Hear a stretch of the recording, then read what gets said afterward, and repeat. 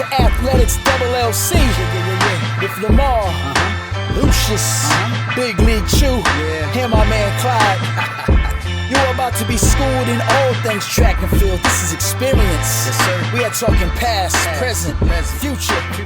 Y'all listen up. Let's go. Good evening, ladies and gents. Good morning, good afternoon, wherever you might be watching this or when you're watching this. Welcome to another fun and I promise an entertaining night of entertainment, infotainment, as I've heard us deemed as. As always, we're here for Athletics LLC and a little bit of information to be delivered and some good stuff tonight. So hang in, get comfortable. As always, we'll start with a little introduction of our panelists here. So we've got Lamar, told you they would play football. Absolutely. Good evening. He's on what's it called? On location today? I'm on location. There you go. So we'll ignore the Clippers little banner behind you because they pooped the bed. Is that what that is? Yeah, they took that L. They've gone. You don't have to tell them to go anywhere. They're gone. Yeah. Right. You know, the best saying I've heard so far is Clippers going clip. Oh, no. That's amazing. Wow. Anyway, as always, Lucius is here with us as well. Hello, everyone. And last but not least, Clyde. Good evening. Gentlemen, welcome. Thank you once again. So jumping in the deep end, let's go to two of the tiles, the specialty. Do we think that the women's hurdles should be raised to 36 inches? Why or why not? Go ahead, Clyde. Oh, all right. Well, absolutely. They absolutely should do this. They should have done it a long time ago. Why? There's a bunch of different angles you could take on this. The ones that I've always preferred are pretty cut and dry. I think it's ridiculous that female hurdlers run the exact same size hurdles forever. There is no progression. High school, college, pros, it's all the same. If I'm not mistaken, I think junior high runs 33s as well, depending on what circuit you're running. So the idea that there is no progression, I think, is insulting to women. I think it is, a negative look on our sport. And of course, like most poor decisions in life, it's rooted in the idea of tradition without, any kind of evolution of thought. There's no reason to believe that women cannot evolve in the sport. And there's no reason that you should be concerned with the old records and what that would mean. Like, let the records stand wherever they stand and let's move forward and get some new records.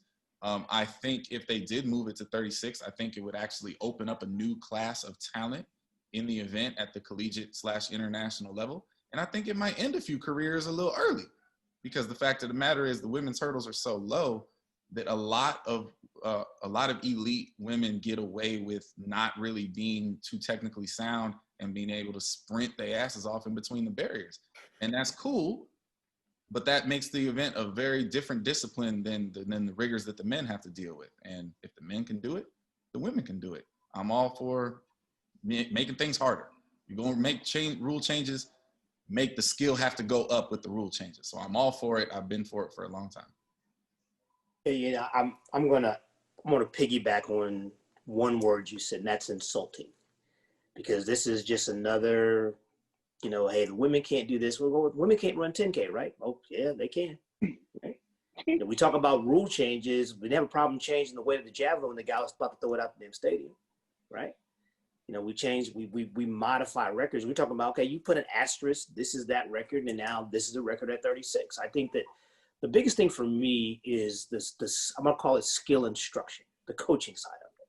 Because you don't have to be a great coach to be a great women's hurdle coach, if that makes sense. Okay, if you got a young lady that's fearless and you can get her fast enough, you're gonna be okay. But I think the big thing for me here is it's gonna force coaches to coach. It's gonna force them to identify people, identify skill sets, spend more time in practice working on the barrier itself and not just on the steps. Because as my man Clyde said, there's a lot of coaches out there just getting fast as they can get, and there's no skill instruction whatsoever. And that's my issue with the women's hurdles. I agree, should have been done a long time ago. I think it would be a wonderful change. It'd be a wonderful challenge. I personally would embrace the challenge of coaching women at 36 inches. And I think it would actually cause some separation of coaching levels. Let's put it that way. You know, it's very rare on this show that we all agree. I do think it's funny that we all agree that they should be raised, but I think probably for three different reasons, or three different variations on the same reason. I personally would love to see the hurdles raised so there's a variance to those who do it. I'm not saying that every single female hurdler looks the same, but they kind of have to have like the same three attributes. They got to be fast, they got to be fearless, you know, and they got, you know, and they got to be, we'll say, relatively coordinated, right? But if you raise the hurdles 3 inches, you got people who can maximize rhythm who aren't super fast. You're going to have people who are short but are really, really quick between. Like you would be like the men's hurdles where there's a lot of different ways to skin that cat. Like right now, there's not really more than one way to skin it. Like run fast as hell, risk your life. That's what you do. Like that's it. And I mean, I would love to see the hurdles be up 3 inches because it would require more skill from coaches, athletes, and more importantly for me, there'd be a variance. Like I like to see, like, look, I would love to any sort of contest between myself and Clyde and Lucius where there's a variance of styles. Like I'm good with that. I would hate to see something where all three of us we gotta play by the same rules, do the exact same thing, and like the one who gets the fastest kid wins. Like that's what the hurdles are. And that kind of sucks. So I think I completely agree, which is rare for all three of us to agree, but I think that we all think kind of varying reasons on the same on the same thought process, which is we just like to see it be more skill based. I'm not saying that that somebody's gonna get mad and say we're saying women hurdlers aren't skilled. They're highly skilled, but more than that, they're fearless. More than that, they're fearless. And I don't think that anybody in their right mind is ever going to say that there's no skill at all. Yeah, there's a tremendous amount of skill, but I will tell you this. This is my opinion. Let's say that there's a lot less skill involved in the women's hurdling than there is in the men's hurdling. A lot less. And the people that are teaching the skill in the women's hurdles are the ones that are getting done at a high level. You know, I think that if they were required to teach the skill better, we'd have better hurdlers as far as time. And that's, you know. Since we all basically agree on the tenets of this, let me throw this in there. Is there any stomach for the argument or the conversation of moving them to 39? Zero.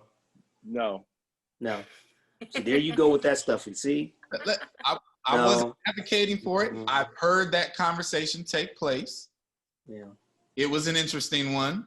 Whatever smoke filled back when you were having that conversation there, you leave that conversation in that room.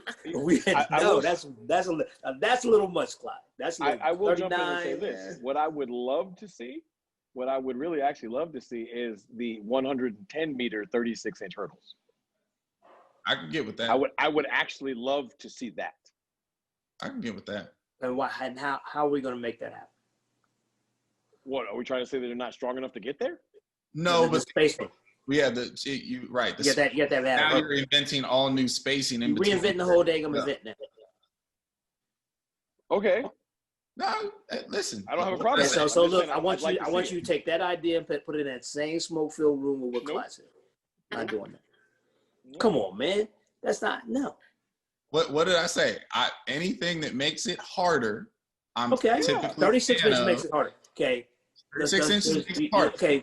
The women can't take those spacings. They can't. You're gonna be making them take 4 steps. We don't have to go 914. Let's bring them in 38. So let's go 880. Let's go 885 instead of 850. We go 885 and they have a longer runoff at the back end. Are we serious? Like, that's not complicated. So the question is, are you serious? I'm not serious. Yes, I am. No, look, I would like to see. Look, that's you say we. That's you and that little man on your shoulder. I ain't nothing to do with that. I this guy would like to see 110-meter hurdles, 36 inches, 8 meters, 85 apart. Let's get it. Nope. Now, see, there you go. We found a spot where we're all unique. Lamar's idea, 36. We're all good with the 36. Lucius is a hard no. Lamar's a absolutely let's do it. And I'm kind of like, that's interesting. I'd explore that. I'll say it's very interesting until you go to practice and watch him try to coach it. Well, that I want to see it first. Hey, I'll tell you right now. Because you have just effectively, with the swipe of the pen, eliminated 75% of the women's hurdles in this world. Good, because they're all too tiny. I want to see Nia Ali run wide open with them long legs. That's what I want to see. I'm good with it. Okay. Just raising it to 36 alone would eliminate 40% of the current ones. And I just, leave it there. See, I don't think it would eliminate 40% of them. Maybe 20. Well, let me rephrase that. It wouldn't eliminate them, but it would flip the power structure of who's who in a lot of situations. It would even the playing field is what it would do. That's what it would do. And that, I'm all for that. But 39 inches, no. Too much. 110, 885, no. Maybe they can put it in the women's deck. There you go. Oh my. Okay. Look, I'm going to say this right now, one time on this show, so we're clear. There is nothing that I dislike more in track and field than the women's decathlon. Nothing. Really? I think it's insane. We'll have to revisit that. Yeah. Okay. That's time. Yeah, I don't have an issue with that them. one too, right? There's I don't that. have an issue with them doing the decathlon. Don't blow it now. Stop. Yes, sir. We'll talk about that later. Next We'll week, talk about that next week after I eat these wings. Moving on. Save yourself. Thank you, Big League. Put that wing in your mouth and enjoy it, please. Outside of track and field, what is your favorite sport and why? I think Lamar's is a food eating contest. Okay, yeah. For me, like my favorite sport's always been outside track and field's always been basketball. I mean, the team aspect of it, the athleticism involved. I've always enjoyed watching the great athlete play the game, obviously, but I've also loved watching the not great athlete that has great skill, that works on the fundamentals of the game. I grew up watching and really following UCLA basketball and the fundamentals that John Wooden taught. I was fortunate enough to go to a high school where basketball was pretty good, and our high school basketball team was coached by a guy named Gene Davis that was a Bobby Knight kind of guy in terms of the teaching of the game. Let me make that clear. Coach Davis was not that guy, but he was sort of part of the teaching. So I coached basketball for a little while at the high school level. So that aspect always intrigued me. So by far for me, it's basketball. Not even close to anything else. Go ahead, Wings. Oh no, you're good. I still got half a wing left. As a kid who played every possible sport available to me, I've had a lot of loves of other sports before track and field and after. But for me, it always comes back to the sport that I've always had a love-hate relationship with, and that's football. I absolutely love the game of football. It is my favorite thing to watch. And as in the element of team sports, it was my favorite thing to play. What I hate about football is football culture, as we typically define it in America. And ultimately, that's what, kind of got me off of it and just decided took me in a position not to pursue it, at the collegiate level where I had opportunities to do that. Football's a beautiful game. It's complicated. It is the ultimate team game, in my opinion. And there are various different skills that all have to come into place and work together in harmony in order for the thing to function the way it should. I love the strategy of it. And on the flip side, those that have no strategy create the most hilarious spectacles that you will see on your television. So, you know, I love football. I just really, really hate the culture of it. Yeah, I completely get that. I don't know. It's funny. I'm betwixt and between both of your answers. Like, I love to watch professional football for some of the caveman aspects of it, for some of the I like the 2 minutes on the clock, we got the ball on the 20, and the drama to see if we can get there. But for the purity of sport, I'm right there in Lucian's camp. I mean, I was born and raised in Brooklyn, New York, never lived further than across the street from a basketball court. So, like, watching a guy get shook out of his shoes and then seeing a little guy attack a 6'10" guy right at his chest and figuring out how to get in his chest and still get the shot up and not get it blocked. And there's some artistry to that. So, like, I'm not gonna like finagle. I'll pick one, and I guess I'll say basketball by a hair, because I can watch high school basketball, I can watch and appreciate collegiate basketball, and I can watch and absolutely love the last 6 minutes of professional basketball. The rest of it's shenanigans. 6 minutes. Like the first 42 minutes are absolute entertainment. Get popcorn, and who cares? Nobody plays any defense. Nobody. It's like an all-star game. The last 6 minutes are absolute theater, and they're awesome, as long as the game is close. So I mean, I guess like by a lean, it would be basketball, because I can watch literally any level of people play basketball. I can watch the WNBA and pick stuff up and like, hey, did you see that? Because I watch basketball like I'm watching chess, not checkers. So like, because I coached basketball for a while, I see stuff. I don't watch it like, I don't just follow the ball, like I see all the stuff that's going on. But I will tell you, from a sports as theater, a 2-minute drive in the NFL in the fourth quarter, man, that's pretty special. Again, with the right quarterback, because it could be like, well, for sure, yeah. As Clyde said, that's the same theater can become very comedic very quickly. And oh yeah, it's absolutely awesome either way. I will say this, and maybe it's just because of the very unique way I grew up and where I grew up, but I've been to football in person, professional NFL football. I've been to the NBA in person, which short of a playoff game is awful. As Lamar said, there's nothing actually happening until it's time to figure out who's going to win the game. My favorite thing to go to in person is actually baseball. And, maybe it's because I grew up in the Bay Area and we had the A's and the Giants, and there's something, a little magical about going to a ballpark and watching that stuff. But in baseball, the professionals have to play hard all the time or the game doesn't work. And that's not true in basketball for sure. And football is just weird to watch in person. It's way better watching it on TV.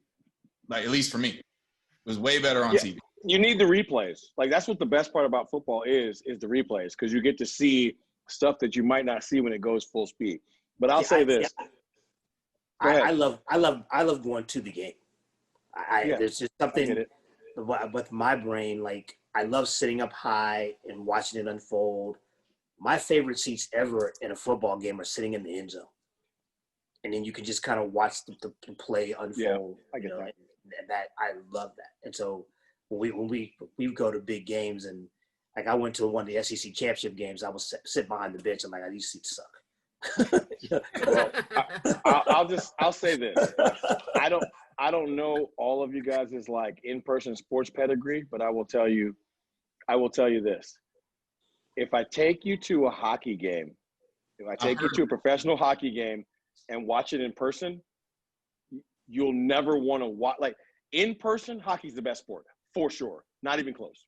Well, I've been to some hockey games. I have, but in person hockey is way better than TV hockey. You know what I mean? Like, in-person hockey, because then you're like, you see how big these people are. You realize how fast they're going, and you realize the violence of their collisions and the ridiculous artistry of the guys that score. Like, they're insane. Those might be some of the most coordinated athletes like in sports. It's almost like basketball on ice. Crazy. It's like basketball and soccer mixed together, and it's just, on ice. Yeah. But I can tell you this right now: playoff hockey is spectacular. Mm-hmm. Regular season hockey, meaning to watch on television. Any hockey is spectacular to watch in person. Regular season hockey on television, yeah, I would rather do anything than that. And I'm like a huge Ranger fan, love hockey. Regular season hockey is just not worth watching. Just saying. Clyde, question for you. Have you been able to coach football? Like, as that being your love, have you been able to coach football? Yeah, I've coached football, basketball, and for one really scary day, I tried to coach my niece in some soccer skills, and I will never do that again. All right, real quick. If you had to coach one, you had to coach your niece in soccer skills, or you had to coach somebody in the pole vault, which one would you do? Pole vault. Wow. Soccer. Oh. Wow. I thought for sure that was an easy soccer answer. Nah. Wow. You're that bad at coaching soccer skills? No, she's that annoying. Oh, well, there it is. So that's the issue with your niece, not just. Yeah. Like, that's your niece. I got it. You could have picked any sport, and the answer would have been pole vault. I see. I got you. I love you, Jay. I'm just playing. I love you. That's so funny. Okay, another outside of track kind of question.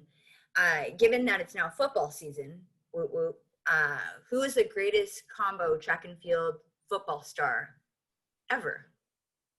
Or Okay. I added the word star. I guess I'll take the word star out. Well, just you could have left it in. We ain't gonna pick no random ass like. Well, there was this one guy who was average in football and average in track. Like, well, you know what? That was an interesting. I think whoever we end up choosing is going to be a star on one side of the aisle at least. I would hope. For sure. You know what I mean? But for me, I'm going super old school here because I couldn't think of someone who I was like, they are really, really good at football and at a level of track that I respect, or vice versa. It's Jim Thorpe. Jim Thorpe is the answer to this question. Whoa! Jim Thorpe is the answer to this question. Olympic gold medalist who is also in the Football Hall of Fame, and I'm done. You know what? Yeah. So I'm going to counter your. Well done, sir. Well done. Very well done. But I'm going to counter your Jim Thorpe with one Mr. Bullet Bob Hayes. See, that's why I don't like you at all, Lucius. Okay.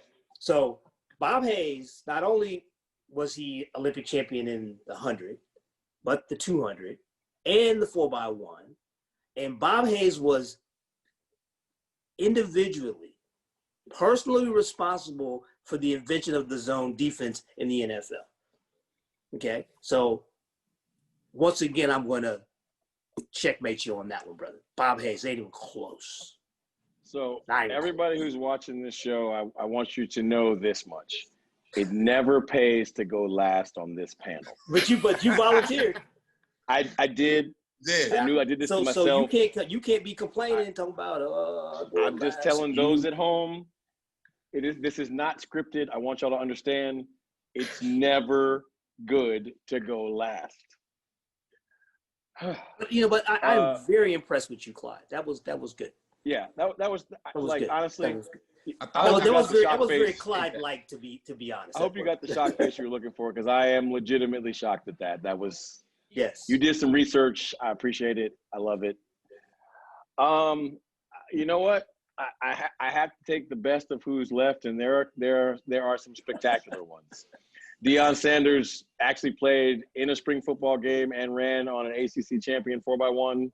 Absolutely is honorable mention in this conversation. Michael Bates had a really good football career and an Olympic finalist career in the 200 from lane 1. Hello. And Willie Gault was special at both, an Olympian and an All-Pro. Ronaldo Nehemiah probably wishes he never played football. And honestly, so do we. So do we, because So do we. the world record might be 12:65. Or 50 something, because that dude was special. Yeah. Right. And then he played football, and then he couldn't spell special for a while because they knocked him into next Thursday. Lamar, that was not nice. No, I'm not. That's nothing to do with him. I'm just saying he got hit by a very violent individual. It still wasn't nice. Okay. Well, it is what it is. These are facts. Look that tape up. Okay. Watch And the tape, another guy that was special too was Ron Brown. For sure. Yeah.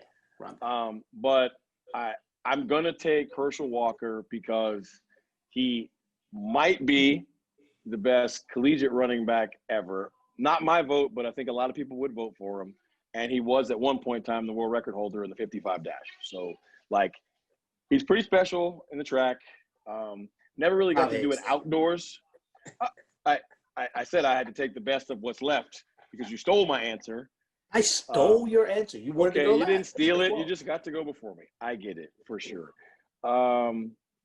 There's quite a few people who've been, to Clyde's point, special at one and really good at the other. Look, if we're going to be honest, like Marquise Goodwin is truly special in track and pretty good at football. No diss, but that's just where we're at. He right? deserves an honorable mention for sure. My man that plays for the Rams, Mr. Woods, also 45-8 in high school in the quarter. That's truly special, right? And he's everyday solid wide receiver 2 in the NFL. So, like, there's been quite a few people who've done both at a high level. And you're forgetting a guy that was pretty good at football, baseball, and dabbled in track and field a little bit, Bo Jackson. Bo Jackson and Deion Sanders are they're the industry standards because they were spectacular at points. They were spectacular at all three, for sure. And so, like, from what's left, no diss to anybody, but I'll take Herschel. I'll take a solid bronze medal, and hey, I like bronze medals. You know what? We'll go with that.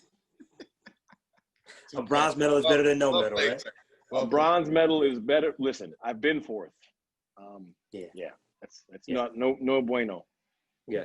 So you don't get to go, Chew, because then I'll be fourth, and I'm not trying to do that. Oh, goodness. Okay, what about turning the dial up a little bit on the intensity? Why do you feel that track and field / athletics across the pond, or anywhere else besides here anyways, athletics is so much more popular in Europe versus in the US? Ooh, can I go first? Please do. We would hate for you to be the bronze medalist again. Hey, you know what? I wouldn't. I'm a fan of bronze medalists. I think for me, it comes down to one really, really simple reason. American football.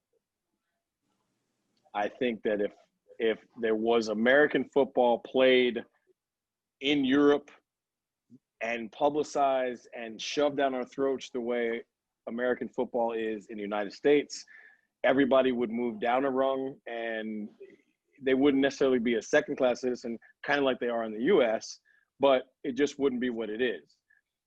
Without American football, track and field gets to take its rightful place as a global maven, and it's on par with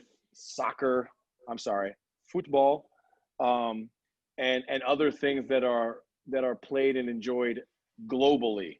So it's spectacular, right? There isn't a European sport, but because there is one predominantly American sport that is predominantly played in the United States, and it is the biggest moneymaker on our continent for sure, I just think that it gets a chance to get its rightful place in Europe. It just doesn't here. I mean, football dominates every aspect of professional sport. It dominates the headlines. It dominates the monetary amounts to some degree. Like, we'll say systemically, not player to player, but the league makes more money than any other league. Look,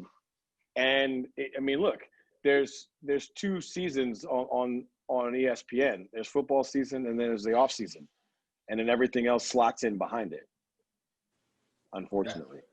That's very interesting, and I think I agree with the basic tenets of that. You spent much more time in your life in Europe than I have, but to the point that you made, I think soccer, as the Euros would call it, football, has the same type of attention and value over there that American football does here. And athletics is a second to soccer everywhere else in the world, but not the gap that it is here. I think American football is a big part of it. It definitely is a big part of our better talents, obviously on the men's side, not showing up in track and field. But I think it's just ball sports in general. I mean, football, it's ours.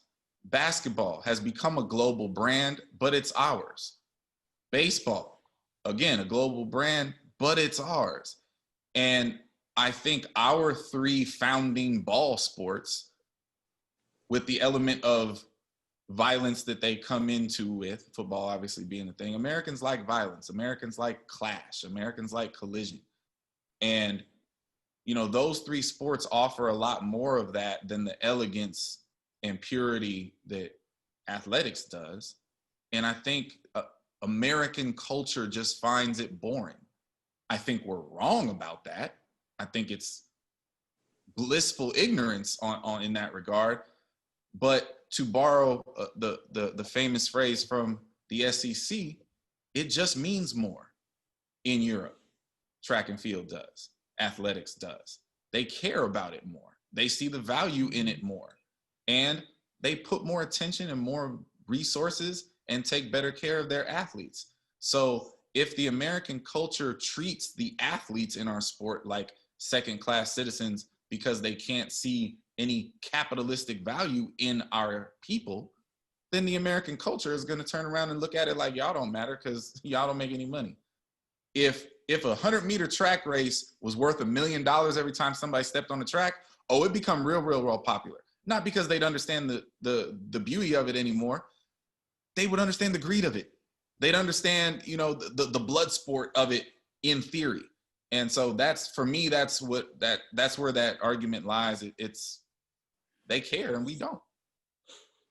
I'm not going to say we don't care, but I will agree with you that the ball sports, as you so eloquently said, have a huge effect on what happens in track. Not only because of the popularity of those sports, because there's a lot of great track athletes playing those sports. Because we don't have those sports in Europe, then they have more athletes that are in athletics, as they call it. The fact that they call it athletics, not track and field, shows that how much they care about it to begin with. But I will say that for me anyway, the issue for me with the US is the fact that we lose a ton of our great athletes to the ball sports because of the monetary impact those sports have on our society, on the athletes themselves. So if you took the ball sports out of the equation, then you'd have your $1 million 100-meter race. Mm-hmm. But you're never going to have the $1 million 100-meter race because you got the wide receiver that can go to the NFL and make $5 million a year or more. Or $350K never being on TV. Exactly. That's my point. Practice squad. Yeah. So those are the reasons. So exactly, it is more than that. But at the end of the day, those are the reasons why it's more popular in Europe, because they have, first of all, that they're not getting the numbers stolen away from the sport that we get stolen away from us. I just feel like in Europe, there's not an elephant, right? Like Formula One is huge. Soccer is huge. Track is huge, right? So they've decided like the kingdom can be separated amongst all of these global things. But in the United States, like football eats up like 51% of the market share. Like there's an elephant.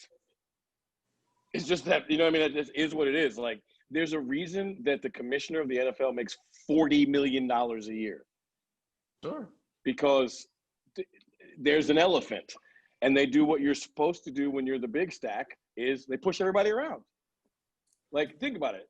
Professional football is on television Monday, Thursday, Saturday, like for 4 weeks of the year, and Sunday. They own 3 days and they rent another. But they don't Right? rent That's it. a lot. They borrow it. They don't rent it. They just borrow it. You know what I mean? They're like, yeah. We're going to take they this, give actually, it back to you in a couple of right. weeks. But They we want Debo that it a back. little bit. Like, Exactly. hey, them Saturdays belong There's to no us. renting of that. Like, Yeah. I'm coming to your house to borrow your day. I'll bring it back in a couple of days, couple of weeks. And then it's its younger brother, collegiate football, owns Saturday. So, I mean, like, legit, like, football dominates the airwaves on Saturday, Sunday, Monday, and Thursday. That's a lot. Yeah. It's 4 days, right? And then, hell, they made movies about Friday Night Lights because high school football dominates, like, your personal lives on Friday. So if you're somebody that you live someplace in a football culture, you legit got football Monday, Thursday, Friday, Saturday, Sunday. There's no room for anything else. Right. Well said, well said. Let's turn the dial all the way up now. Speaking of elephants, thoughts on the dropping of the Minnesota men's track and field cross country program and the effect that it could have in the future on men's programs as a whole? Yep, here we go. Birdman hand rub in. Well, I haven't gone first yet tonight, I don't think. Yeah, I was just about to say, I feel like Lucius needs to go ahead and go first. Okay, see, and I want to be as transparent as possible. I want to be as adamant as possible, and I want people to listen carefully. You can't stick your head in the sand and think it's not going to happen to me. You know, I heard someone talking about the COVID situation, and they said that you should walk around and assume that everybody has it, right? Mm-hmm. So when it comes to this cutting of men's track and field and cross country programs, you have to assume it could happen to you, because it could. And systematically, what it's going to do to opportunities for minorities in athletics, for academics, in the coaching realm, if this snowball starts, you're never going to get it to stop. So we have to stand up now. We have to make some noise. We have to make it clear that we can't be the easy target. And the men's track and field and cross country easy target, because you get rid of men's track and field and cross country, nobody says much. Nobody seems to want to fight back. Because you're not going to touch the women's sports because you know where that's going to go, right? So I get the point that, okay, Minnesota's in $75 million in debt. So you cut the track and field program, now you're in $74.5 million debt. What's the big freaking deal? So you can't tell me it's all about money, because it's not. You're not saving money by cutting men's track and field. And the other problem is this, okay, so let's say, I think they said they had 45 people on their roster. You got 12.6 scholarships. So we're just going to, for the sake of argument, we're going to call it 13, right? So now you take that 13, you got 32 basically full scholarships that aren't being paid to the university by those athletes. So now you just cost the university itself money. So it doesn't make sense. It doesn't. I to those points that are very well stated, and I think are the crux of the issue. What do I think about it? When I saw the headline, I thought it was cowardly. I thought it was a cowardly act. Minnesota is a public university. And like any public university, if you're nerdy enough, if you care enough, you can Google the financial reports of the athletic department of the University of Minnesota. And if you do, you will see clear as day how cowardly of an act it is. Not only are they not saving any money by cutting this sport that they barely were spending any money on, okay? It's absolutely, their charter, their mission statement is all about diversity and inclusion, as many are around the country. Well, you can read right now, they just cut the sport that was the second best among the minority population of their department. What do you imagine the first one is? Obviously, it's football. So it's just a cowardly act across the board. And what I'm really, really sick of is athletic departments taking outside issues like a COVID situation and using that as an excuse to do something that they've been trying to do for whatever reason for so long. There's a million examples of that going on, big schools, small schools right now. But as Lucius said, don't get it twisted. There is no financial reason that a Power 5, Big 10 school needs to eliminate that sport. If you want to claim it's Title IX, I think that's a cowardly excuse. If you want to claim it's money, it's absolutely not. There's something else going on there.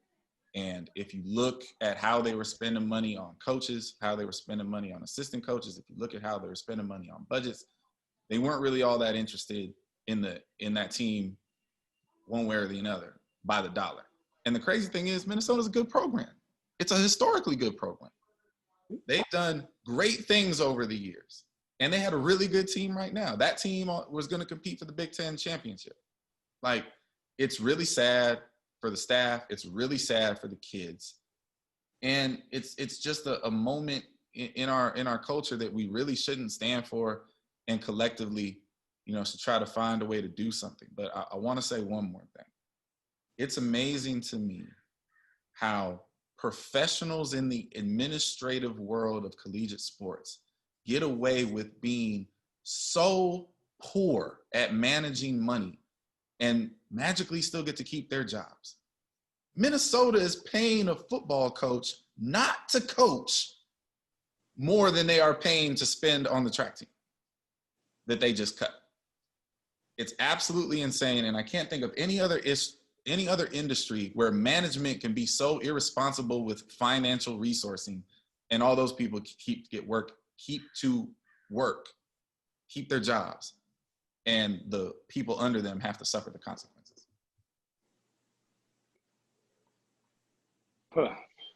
Well, my two esteemed and wonderful and eloquent colleagues have said many things that are very true. And I am going to pile directly on top in a very angry, in your face, F you kind of way.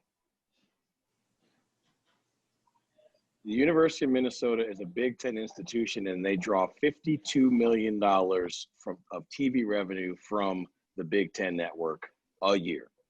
They also are part of a revenue share with Big Ten universities, and the Big Ten is contracted with eight bowl games. So they ain't broke, they ain't poor, they can't cry.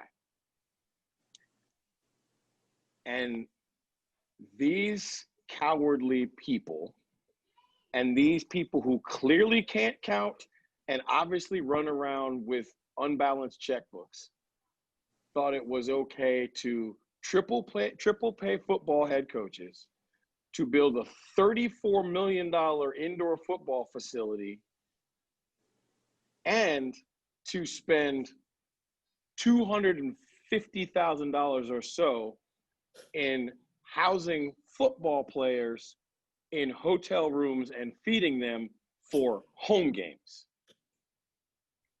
So am I going to let it be broke? Abso-friggin-lutely. I said this in the post the day it happened, and I can't say this any other way, and please forgive my French. This is that bullshit. Men's track and field is an endangered species and is being hunted. And now, at a Power 5 level, someone was given a free pass on the reservation to hunt endangered species, and it's bullshit. 3 coaches who are very good at their job get fired in less than a year because they coach men's track and not women's track. That's bullshit. It's a combined program. They coach both genders. That means there are females that are losing their coaches. Why? I'll tell you why. This is a magic trick. When you watch magic tricks, you always see something spectacular happen over here because they don't want you to see what's happening over here off camera. See that? This is where the things are really happening. So here's what's really happening. COVID is an opportunity to cut sports so that when we return to business as usual, we can spend more money on football. This has nothing to do with the sport of track and field. This has nothing to do with poor budgeting. This is intentional and absolutely malicious use of power.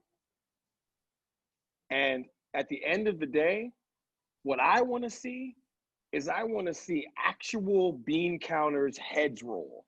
I want to see people in administration who are responsible for saying yes to a football coach or booster or whatever it is who says, we got to have this because so-and-so has that.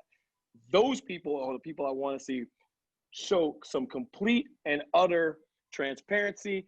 I want to know who approved this, and then just like anybody else, if I make $500 and I spend $1,000 a month, you know what happens? My wife takes my card and cuts it up and says, you don't get to spend no more money because clearly you don't know what to do with it. Guess what?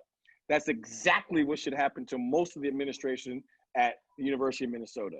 Because again, I'm going to say, this is that bullshit. And when you talk about all of the nonsense that goes on, you know, we talk about this arms race all the time. And unfortunately, what people haven't figured out is that they're not just losing this arms race, they're getting beaten to a pulp.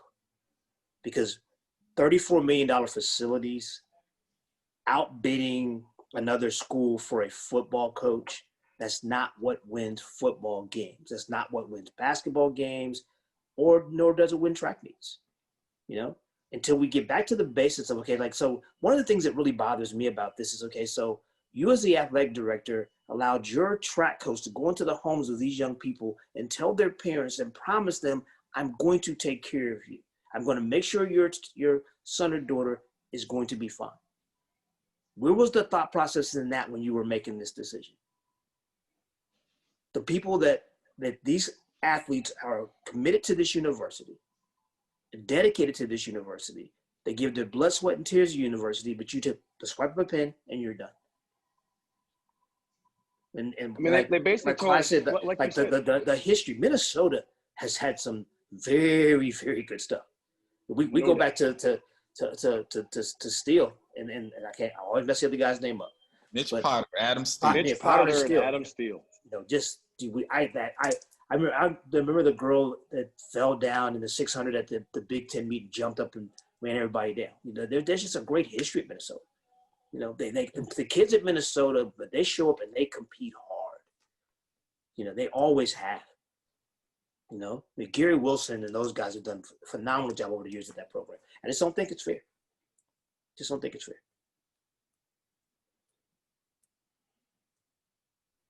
Yikes. Well, definitely a subject to be talked about around the track and field community right now, and one that everyone seems to be on the same side of the fence except for one small population. So it'll be interesting to see if anything.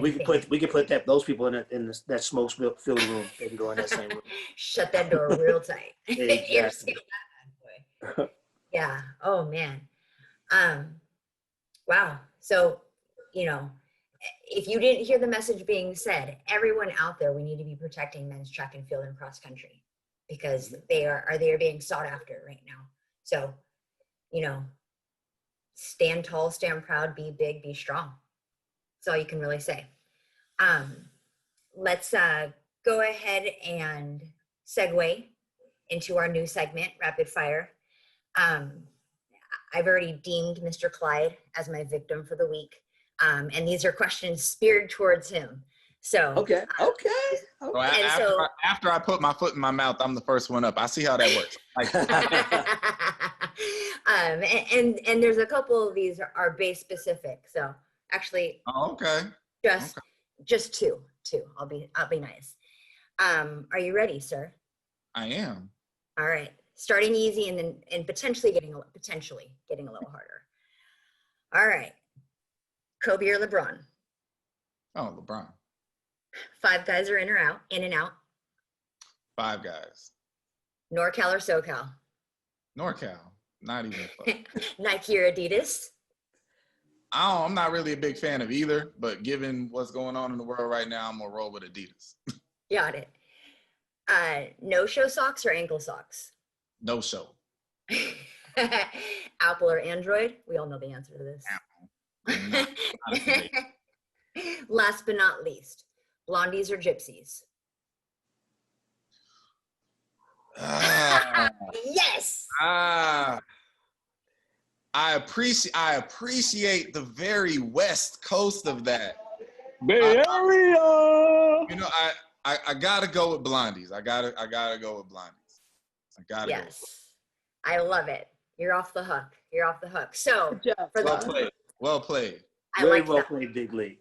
I like that. Everything else on this show. So hey, look, you got me over here sweating for next week now. I'm like, whoa! So we rolling like that. I'm gonna be like this next week.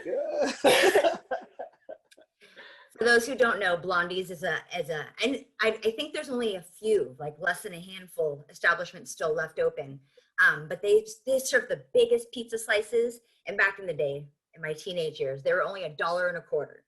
So you're like banging, you're double fisted, like trying to make it. It's hot. They're just turning them out, and you're like, it's $1.25. I'm getting 2 slices, knowing dang well you can't eat 2 slices. Like football players struggle to eat 2 slices, right? And then Gypsy's is a great family restaurant. It's on Shattuck, right? Yeah. And great pasta, great pizza, great sandwiches, so good. Standing room only. If you get a table, you're lucky. You need to sit there and like order from the seat, because if you stand up, it's gone.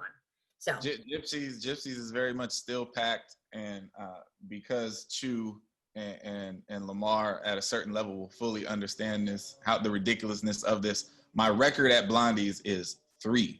I ate 3 of them things once. I regretted it, but I did do it. So I'm just gonna say this for the record, that blows my mind, because I tried 3 once. I got through 2.5 and literally tapped out. Like, nah, I can't eat no more. If I eat one more bite, it's cookies.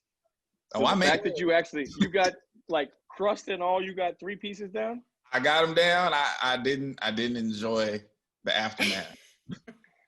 Lucius, just trust me on this. 3 pieces of Blondie's pizza is bigger than probably an entire pizza that you would try to eat. Oh wow. Okay. They're humongous pieces of pizza. I feel like it's safe to say it's the size of my face in a pizza slice. Like, it might be bigger. Listen, I'm a subliminal fat kid. Is what I. Sure. I like that. Yes, I love it. That was good. Good job. Well done. So as always, we will close our show out with our heartbeat props. Gentlemen, who would like to take this on first? I haven't gone first in a while. I'll go first on this one. Given the subject matter, and given, all the things that are going around in the world, mine is personal, but on a different level, because this is actually a person I don't know that well. He is a treasure in our sport. I think an unsung treasure. I don't think he ever gets the level of respect that he may have deserved as an athlete. But in this particular moment, I felt the best thing I could do to honor him was to read his words, and that is our president of the Coaches Association, Mr. Leroy Burrell. And he is giving us something that we desperately need right now, which is a sense of leadership, which we rarely see in what we do for a living. So I'm just going to read his words and let him speak for himself. NCAA Division I track and field and cross country coaches, I am angry, saddened, and dismayed at the institutions that have made the decision to cut men's track and field and cross country programs. Thursday's announcement to drop the storied men's program at the University of Minnesota is a shot across the bow that threatens every Division I track and field program in the country. It is clear to me that our sport is being made a scapegoat due to years of athletic administration mismanagement and poor decisions that have led to the departments that are led to departments that are highly leveraged.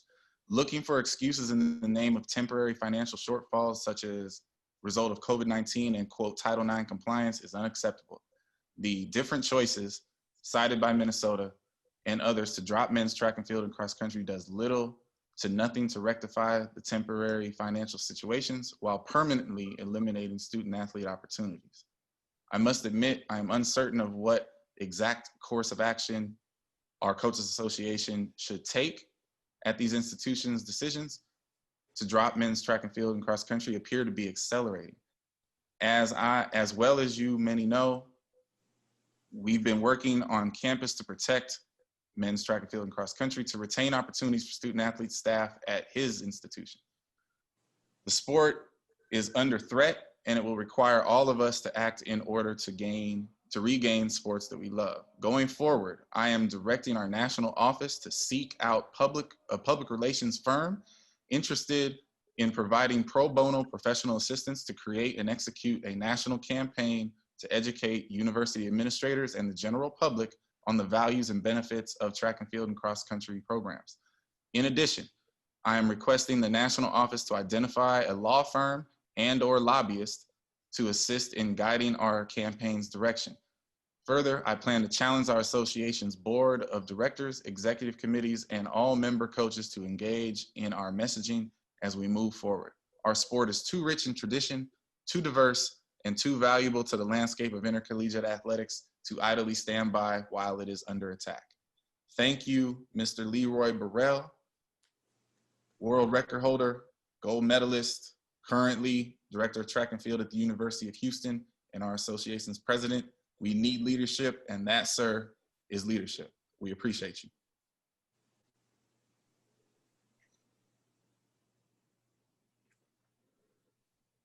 Poof. All right, so goal for tonight is no tears. Yeah, I'm gonna try. My heartbeat props goes to someone, and I think this is the first time I've had this, that I 100% know watches the show every single week. As a matter of fact, by 5:55 or so on Friday, if the show is not out, I get a call followed by a text message, basically like, what the, some sort of gift that's like, what the hell's going on out there? Because at the end of the day, what he told me is he wakes up in the morning on Friday with an anticipation like a little kid waiting for Christmas presents until 5:30 when the show comes out, which is actually 4:30 his time because he lives in Central Time Zone. 5, whatever. So it becomes 4. And then he watches it through once and then goes back and watches the second time to pick up what he didn't get the first time. So it literally consumes his Friday. This gentleman is a U.S. veteran. He is also a U.S. Winter Olympian and medalist, as well as a participant in the World Championships in track and field and the decathlon. Which all of it in and of itself is relatively insane, but he was an incredible coach and would probably still love to be, but sometimes your body doesn't want to do what your mind wants to do. He suffered a stroke and is still full of all of his faculties and such. Mind, body, all work, but he is no longer in the coaching realms and it kills him. He's one of my best friends and was my road dog for an 8.5-hour drive across Iowa all the way to Council Bluffs, which is on the border of Iowa and Nebraska. One of my best friends in the sport, my roommate at World Championships, one of the greatest coaches I know, one of the best track minds I know, and the inventor of our opening image, one Mr. Dan Steele. Mr. Steele, I'll do better about being on time. He loves Chew, so he will never, ever complain about Chew. He assumes it's my fault and blames me. It is. Because he always says, Chew can do no wrong. And there you have it. He's right. Yeah. So my heartbeat props again is kind of on the lines of what's going on. This gentleman probably has no idea, maybe not even know who I am.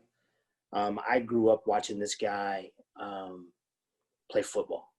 And he was the first African American to play football, to play quarterback in the SEC. He played at the University of Tennessee, where he led them to 3 bowl games. Endured a lot of hatred, a lot of hate mail, a lot of verbal, but he handled it with such class. It was just amazing to watch him, and I inspired to be like him in the ways that he carried himself. He never flinched. I watched him play hurt. When it came time for him to be drafted, he was drafted late in the draft and told, if you come to the NFL, you got to play safety. Because that was back in the days when supposedly African Americans weren't smart enough to play quarterback in college or the pros. He went on to have a illustrious career in the Canadian Football League. Actually led them to, I think it's the Grey Cup it's called up there, a championship. And my heartbeat props goes to one Mr. Condridge Holloway. And having the Holloway name made it easy for me to be a fan, but it was much easier because of how classy and how well mannered, and how he was just such a professional, both on and off the field. So my heartbeat props to Mr. Condridge Holloway, and I'm gonna put this out there. One of my bucket list things is to meet him someday. So maybe we can make that happen now because of the LLC, right? It's definitely being manifested right now. Yeah. Right now. My heartbeat props go out to a group of people. And I don't know, again, how I didn't think about this before, but I wouldn't be who I am as a coach today without them. And that's female coaches who've come before me. They've definitely laid the path, set the stones, call it what you want, for individuals like myself to be what we want to be and to do it well. There are definitely more than a handful of female coaches who I don't know, just the names of the generation of coaches that I know. The 3 of you have definitely enlightened me on names that I wasn't super familiar with and became familiar with and whatnot. And, I hope and pray that I'm able to be in the same air of them. And I'm sure the 3 of you will make that happen one day, and I'll be starstruck and not be able to breathe at all when that happens. But, I appreciate them. I praise them for their hard work and the things that they had to go through in order for me to complain about a job from time to time, because without them, I wouldn't have something to complain about. I'd be somewhere else. And to more directly, the women who run these specific committees, whether it's at USATF, the USTF CCCA committee, I appreciate you all and your efforts and the things that you sacrifice in your everyday lives to make situations where we can grow as professionals and as an entity and have support and have strength to move forward, to achieve, attain, and experience bigger and better things. So to all the female coaches, past, present, and future, more so past and present, definitely thank you. Thank you so much for all of your hard work. Ooh. Ooh. So I do want to stick something in here that just brings all of this very much full circle. I want to send an incognito shout out to one of the greatest gentlemen I've ever had the pleasure to meet. Only once. I was completely starstruck, but he is a University of Minnesota grad and was a football player and a black quarterback, and clearly not bright enough to play quarterback in the NFL. He just went on to be the first black head coach to win the Super Bowl, one Mr. Tony Dungy. I didn't know that Tony Dungy went to Minnesota. And was a quarterback. Well played. Got it. Well, I don't know if does he still live in Indy? Nah, I don't believe so. Got it. I was gonna say maybe I'll just go wandering around Indy to see if I can find him.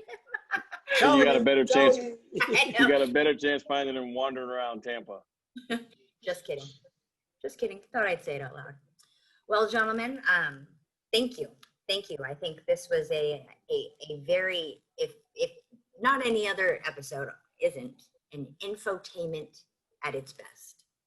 Definitely had a lot of words spoken to for people to digest, understand, and hold near and dear to their heart in one way, shape, or form, whether it's to better their professionalism because the hurdle should be different heights, or to know the sacredness of a special part of a sport. So thank you so much for your 2 cents. Again, we're contributing to the coin shortage every week. So be safe, be well, be healthy, and until next time, we'll see each other soon. Protect men's track and field. Hashtag. Thank you, gentlemen. When the lights come on, the road just get to running. When the lights come on, opponents smash the plumbing. Heard you like it warm, hot knife the butter. Truth pin them hard, knock them off that rebuttal. Tsunami, tidal wave to your puddle. Tough love, punch you in the arms, little brothers. Athletics, LLC, there's no others. Track and field's place to appeal to go further.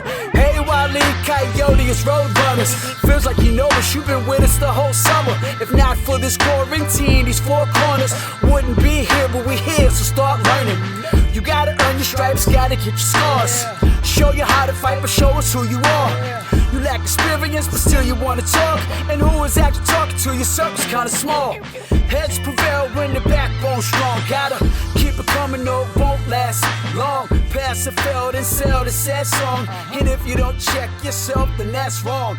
Just trying to give you the real that you asked for. So why you keep cutting us off to ask more? We put it in slow-mo, but you fast forward. Athletics, LLC, the task force.